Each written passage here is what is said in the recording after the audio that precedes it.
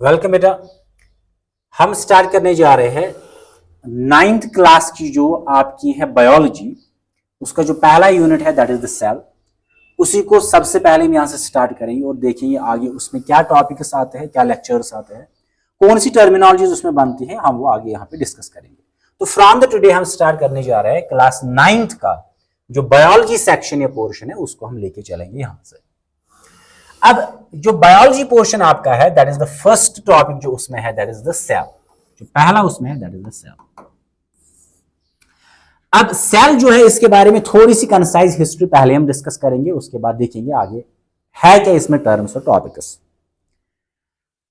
अब आपने from the day one सुना होगा कि एक साइंटिस्ट जो है that is being named the Robert hook. Robert Hooke और ईयर भी मेंशन होगा यहां पे दैट इज द 1665। अब इसमें कुछ वेरिएशंस आती है वो हम देखेंगे आगे। कुछ बुक्स मेंशन करते हैं 65, कुछ 64, 63, that is being the different but the most appropriate date is being the 65। तो एक साइंटिस्ट था, एक बॉटनिस्ट था जिसका नाम था रॉबर्ट हुक। अब ये अपने टाइम पे काम क्या करता है, असल में एक ट्री है जिसको हम बोलते हैं Spanish oak tree. Spanish oak tree, Spanish here means the it were belonging to the Spain. ये इसका ऑरिजिन, इस प्लांट का ऑरिजिन था स्पेन का, जिसको हम कहते हैं स्पैनिश। अब ओक ट्री जो है इसका बॉटनिकल नेम जो है, botanical name here means the name given in the botany. जो साइंटिफिक नाम या बॉटनिकल नाम दिया जाता है एक प्लांट को इन द बॉटनी या बाय द टैक्सोनमिस्ट और बाय बॉटनिस्ट, उसको हम बोलते हैं बॉटनिकल नेम या बोलते हैं साइंटिफिक नेम। साइंटिफिक नेम, ये इसमें इंपॉर्टेंट पॉइंट है। अब जो ओक ट्री है ये इसका इंग्लिश नेम है, this is the English name. English name. इस ओक ट्री का जो बॉटनिकल या साइंटिफिक नेम है दैट इज द क्वारकस। क्वारकस। तो ये जो रॉबर्ट हुक था इन द ईयर 1665, इसने क्या काम किया, ये काम कर रहा था on the Spanish oak tree, मतलब जो ट्री बिलोंग करता था स्पेन में, और इंग्लिश नेम इस ट्री का है that is the oak tree. और इसका बॉटनिकल नेम या साइंटिफिक नेम जो है that is being named the Quercus. Quercus ये कहलाता है। अब काम इसने क्या किया हम यहीं पे देख लेते हैं आज किया क्या इसने। फर्ज करें कि मेरे पास ही एक स्टेम है, दिस इज द स्टेम। ये मेरे पास एक स्टेम। अब कंसिडर हम करेंगे, मान लेंगे कि इस स्टेम को हम काटेंगे with the help of the blade transversely. जैसे मैं समझाता हूं, कंसिडर करें दिस पेन और the marker is being the stem, इसको मैं ट्रांसवर्सली कट करूंगा। अब जब ट्रांसवर्स इसको मैं सेक्शन करूंगा, कट करूंगा with the help of the blade, तो अब इसी स्टेम को मैं देखूंगा एपिकल व्यू से। जब मैं एपिकल व्यू से देखूंगा तो मुझे क्या दिखेगा, एक सर्कुलर स्ट्रक्चर दिखेगा। वही सर्कुलर स्ट्रक्चर में यहां पे करूंगा रिप्रेजेंट। ये है सर्कुलर स्ट्रक्चर। तो किया क्या मैंने सबसे पहले किया ट्रांसवर्स सेक्शन। ट्रांसवर्स सेक्शन, इसको मैंने ट्रांसवर्सली काटा। अब जब ट्रांसवर्सली काटूंगा फिर एपिकल व्यू से देखूंगा।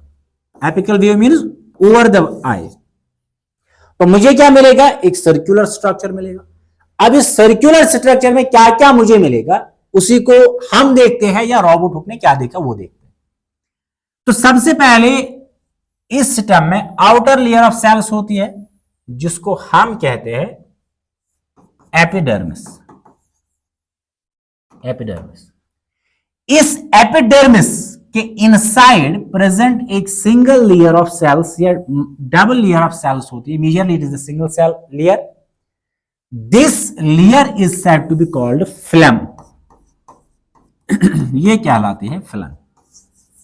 अब ये phlegm जो ये ऑरिजिनेट होती कहां से, ये एपिडर्मिस से ही निकलती है।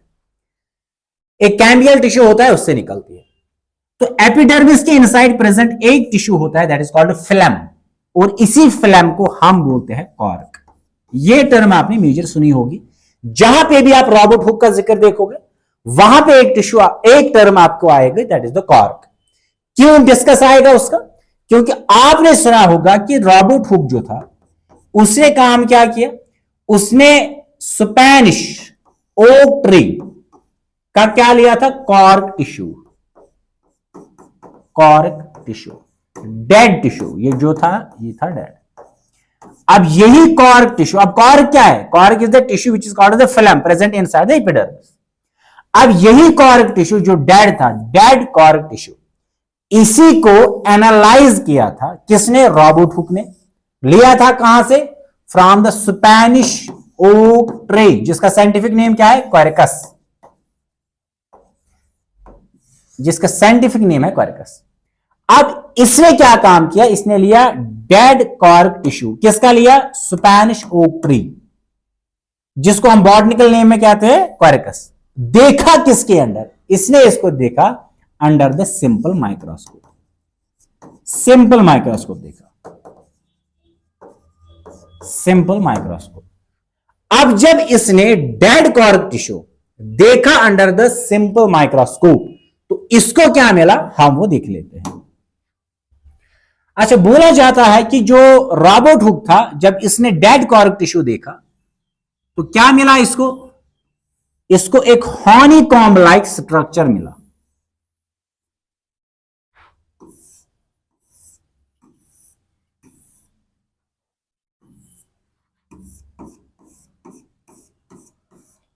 हॉनीकॉम्ब लाइक स्ट्रक्चर, एग्जैक्ट जैसे हॉनीकॉम्ब होता है।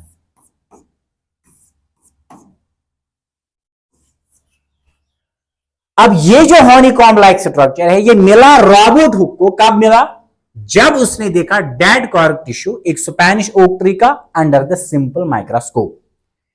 तो जब उसने हॉनीकॉम्ब लाइक स्ट्रक्चर देखा, इसका हर एक कंपार्टमेंट, कंपार्टमेंट मीन्स एक कमरा जैसा, जैसे एक बिल्डिंग में बहुत सारे कमरे होते हैं, इसी तरह से इस स्ट्रक्चर में जो हर एक कंपार्टमेंट है, इसने हर एक कंपार्टमेंट का नाम रखा सेल्यूले। क्या नाम रखा, cellulae, which in present times is called the cell, जिसको आजकल असल में हम बोलते हैं सेल। तो इस बेसिस पे हम कहते हैं कि जो असल में सेल डिस्कवर की थी वो किसने की थी, रॉबर्ट हुक ने। ये बनता है बेस कि कैसे सेल डिस्कवर हुई और किसने डिस्कवर की। This is the point on which we can say that कि रॉबर्ट हुक जो था उसने सेल डिस्कवर की, और किसमें की, in the dead cork tissue, किस प्लांट का, स्पेनिश ओक ट्री। अब अगर थोड़ा सा एनालाइज हम खुद से भी करेंगे, थोड़ी सी डेप्थ में आगे जाएंगे, तो ये सेल जो थी ये थी डेड, ये थी डेड। अब जब सेल डेड होगी तो उसके कंपोनेंट्स या ऑर्गेनलीज टोटली होंगे एब्सेंट। तो असल में रॉबर्ट हुक ने क्या देखा था, उसने असल में देखा था सेल वॉल, ये सेल वॉल, ये है सेल वॉल। तो असल में अगर हम प्रॉपर टर्म्स या प्रॉपर डेफिनेशन में जाएंगे तो सेल जो है, इससे भी आगे जो सेल वॉल है, ये असल में डिस्कवर किसने किया था, रॉबर्ट हुक ने। कैसे, क्योंकि जो एक कंपार्टमेंट्स है, इसकी जो आउटर बाउंड्री है, what it is only the cell wall. So हम कह सकते हैं cell wall where the first thing which was being discovered by the Robert Hooke. अब सेल वॉल एग्जिस्ट करता था in the form of compartment, जैसे कमरे होते हैं, and in the English we use the term cell, हम उसके लिए सेल यूज करते हैं। तो इस तरह से हमारे पास एक टर्म आई that is called the cell. अब इसके बाद और एक साइंटिस्ट था, he was being named Anton von लेवनहॉक।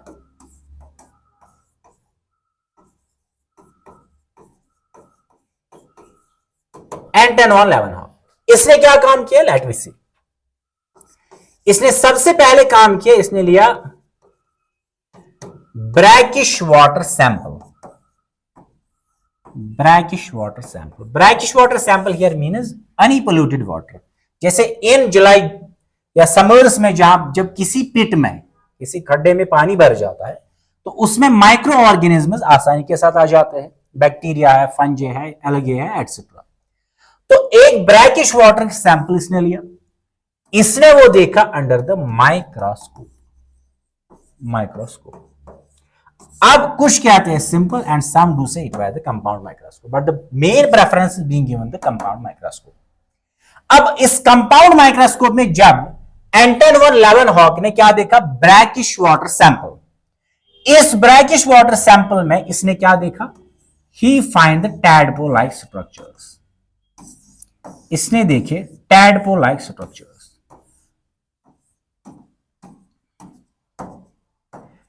और उसने हर एक टैडपोल लाइक स्ट्रक्चर को नाम दिया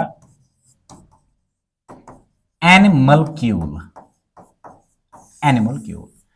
अब ये जो टैडपोल लाइक स्ट्रक्चर था, ये था motile. Motile means it was showing the motility, मतलब ये मूवमेंट दिखाता था। अब जाहिर सी बात है, जब एक सेल मूवमेंट दिखाएगी तो वो डेड होगी कि लिविंग होगी, that will be the living. तो सबसे पहली लिविंग सेल डिस्कवर किसने की थी, एंटन वॉन लेवनहॉक ने। सबसे पहले डेड सेल किसने डिस्कवर की थी, रॉबर्ट हुक ने। और सबसे पहले सेल वॉल किसने डिस्कवर किया था, it was the Robert Hooke. तो यहां से हमें पता चलता है it was the second scientist being named the Anton von Leeuwenhoek, जिसने क्या काम किया, एक ब्रैकिश वाटर सैंपल ले लिया, उसको देखा अंडर द कंपाउंड माइक्रोस्कोप, उसको क्या मिले, motile tadpole like structures, tadpole. अब हर एक टैडपोल लाइक स्ट्रक्चर का नाम इसने क्या रखा, ही नेम्ड इट द एनिमल्क्यूल। तो इससे हमारी बेसिस बनी कि एनिमल्क्यूल जो था, ये जो टैडपोल लाइक स्ट्रक्चर था, what it was the first living cell being discovered, and later on it was confirmed that it were actually ये थे बैक्टीरिया, ये असल में थे बैक्टीरिया, क्योंकि बैक्टीरिया में भी प्रेजेंट होता है फ्लैजला, वो भी मोटाइल होते हैं, वो भी अपीयर होते हैं tadpole like structures, but it were confirmed later. So this is the second scientist which contributed in the discovery of the cell. अब इसके बाद क्या था मसला, आगे कौन आया है देखिए। इसके बाद और एक साइंटिस्ट था, जब डिस्कवर अब सेल हुई, फर्ज करें ये एक सेल है जो रॉबर्ट हुक ने डिस्कवर की, and this wire the cell जो डिस्कवर किसने की, एंटन वॉन लेवनहॉक। अब डेड सेल डिस्कवर की किसने, रॉबर्ट हुक ने, एंड लिविंग सेल जो है it were being discovered by the Anton von Leeuwenhoek. अब इसके बाद आगे कौन साइंटिस्ट आता है, हम यहां पे देख लेते हैं। एक साइंटिस्ट था, he was being named the फॉन्टाना।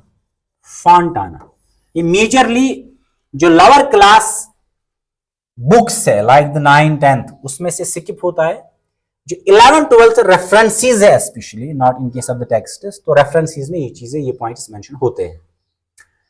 तो असल में कहा जाता है एक साइंटिस्ट था जिसका नाम था फॉन्टाना। तो इसने क्या काम किया, इसने डिस्कवर किया न्यूक्लियोलस, न्यूक्लियस नहीं, न्यूक्लियोलस, जो न्यूक्लियस के अंदर एक स्फेरिकल स्मॉल स्ट्रक्चर होता है, उसने डिस्कवर किया है न्यूक्लियोलस। अब डिस्कवर किसने किया, फॉन्टाना ने किया। क्या, न्यूक्लियोलस। न्यूक्लियोलस कहां होता है, ये सेल है, सेल के अंदर है न्यूक्लियस, न्यूक्लियस के अंदर है nucleolus. Now it is very common sense, जब एक साइंटिस्ट डिस्कवर करता है न्यूक्लियोलस, इट मीन्स इसने डिस्कवर किया है nucleus, but the major credit is being given to the scientist being named the Robert Brown. इसको दिया जाता है क्रेडिट कि न्यूक्लियस ये डिस्कवर किया है किसने, रॉबर्ट ब्राउन ने। बट ये एडिशनल पॉइंट यहां पे मैं ऐड करना चाहूंगा कि फोंटाना जो है, इसने असल में डिस्कवर किया एक स्ट्रक्चर जो प्रेजेंट होता है न्यूक्लियस के अंदर ही, और उसको हम बोलते हैं न्यूक्लियोलस। ये सिंपल डिस्कवरी है रिगार्डिंग द रॉबर्ट ब्राउन। अब जो मेन क्रेडिट है डिस्कवरी ऑफ न्यूक्लियस का, वो दिया जाता है रॉबर्ट ब्राउन। इसके आगे अगर हम देखेंगे क्या क्या टर्म्स आते हैं, लेट वी सी। अब फर्ज करें ये मेरे पास एक है cell, this is the cell. अब सेल में क्या प्रेजेंट है, न्यूक्लियस है। किसने डिस्कवर किया, रॉबर्ट ब्राउन ने। अब इस न्यूक्लियस में प्रेजेंट कितने मेम्ब्रेन्स होते हैं, ये मैंने अभी भी बोला, इसमें होते हैं 2 मेम्ब्रेन्स। याद रखना, सेल में वाहिद 3 ऐसे ऑर्गेनल है, सॉरी 3 ऑर्गेनल। सेल में वाहिद 3 ऐसे ऑर्गेनल है जिनकी मेम्ब्रेन डबल लेयर्ड होती है। एक उसमें है माइटोकॉन्ड्रिया, सेकंड है प्लास्टिड्स, प्लास्टिड्स जिसकी बेस्ट एग्जांपल है chloroplast, chloroplast, and third is the nucleus. ये तीन वाहिद ऐसे ऑर्गेनल है जिनकी मेम्ब्रेन डबल लेयर्ड होती है। अब इस न्यूक्लियर मेम्ब्रेन के बाहर जो स्पेस है प्रेजेंट, ये वाली स्पेस, इस स्पेस में प्रेजेंट होता है विस्कस फ्लूइड, विस्कस फ्लूइड। ये हम आज भी देख लेते हैं। अब विस्कस फ्लूइड का मतलब क्या होता है? जिसकी विस्कोसिटी होगी ज्यादा। इस तरह से मैं आपको समझाऊंगा, जैसे हॉनी है, माछ छास, अब उसकी विस्कोसिटी जो है वो ज्यादा है, उसका फ्लो जो है वो कम है। हॉनी जो है उसका फ्लो बहुत कम है लेकिन विस्कोसिटी ज्यादा है। अगर इसके अगेंस्ट हम वाटर लेंगे, वाटर की विस्कोसिटी है बहुत कम लेकिन फ्लो है बहुत ज्यादा। इसी तरह से जब हम हॉनी लेंगे, हॉनी या मस्टर्ड ऑयल या ग्लिसरीन, हॉनी, इसकी विस्कोसिटी है ज्यादा, फ्लो है कम। जिस फ्लूइड की विस्कोसिटी ज्यादा होगी वही कहलाता है विस्कस फ्लूइड। अब विस्कस फ्लूइड जो है इसका टेक्सचर जो है ये मोटा होता है, जैसे ग्लिसरीन होती है, हनी होता है, मस्टर्ड ऑयल होता है, तो इसका टेक्सचर मोटा होता है, वो फ्लूइड कहलाता है विस्कस फ्लूइड। ये फ्लूइड प्रेजेंट होता है न्यूक्लियर मेम्ब्रेन के आउटसाइड, इसके बाहर, ये वाली स्पेस में। जो विस्कस फ्लूइड प्रेजेंट है आउटसाइड न्यूक्लियर मेम्ब्रेन, इसको हम बोलते हैं साइटोप्लाज्म। ये क्या कहलाता है? साइटोप्लाज्म। ये हम प्रेजेंट कंडीशंस में क्या रहे, it is not regarding about the discovery. अब न्यूक्लियर मेम्ब्रेन के अंदर भी प्रेजेंट होता है viscous fluid, viscous fluid, viscous fluid जो है न्यूक्लियर मेम्ब्रेन के अंदर भी प्रेजेंट है। अब ये विस्कस फ्लूइड जो है ये कहलाता है न्यूक्लियोप्लाज्म। रिमेंबर दिस थिंग, जो विस्कस फ्लूइड न्यूक्लियर मेम्ब्रेन के बाहर प्रेजेंट है up to the cell membrane और सेल वॉल, वो कहलाता है साइटोप्लाज्म। जो विस्कस फ्लूइड न्यूक्लियर मेम्ब्रेन के इनसाइड प्रेजेंट है वो कहलाता है न्यूक्लियोप्लाज्म। साइटोप्लाज्म एंड न्यूक्लियोप्लाज्म कौन कौन सा? एक तो साइटोप्लाज्म और न्यूक्लियोप्लाज्म, ये दोनों कहलाते हैं, इन दोनों को हम बोलते हैं प्रोटोप्लाज्म। ये दोनों कहलाते हैं प्रोटोप्लाज्म। अब यहां पे आप देख ले, टर्म हमारे पास यहां पे क्या है? प्रोटोप्लाज्म। प्रोटोप्लाज्म जो है ये सबसे पहले जिस साइंटिस्ट ने डिस्कवर किया था, he was being named the पुरकंजी। ये था वो साइंटिस्ट, डेट आप खुद देखोगे।